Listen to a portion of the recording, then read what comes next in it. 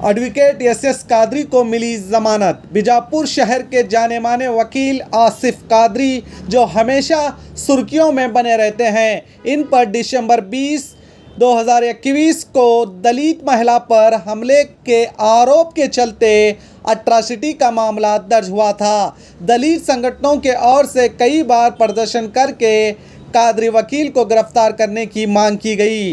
कई दिनों से विवादों में चल रहे कादरी वकील को आज राहत मिल गई है। तकरीबन 40 दिन के बाद सेशन कोर्ट के जज महावरकर जी ने आज कादरी वकील को बेल दे दी है।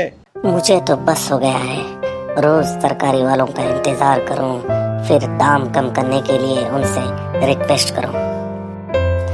अरे दीदी, अब बिगोज है ना, वो भी बेस्ट क्वालिटी के साथ, अच्छे डिस्काउंट के साथ, 30 मिनट में आपके घर तक। सच में?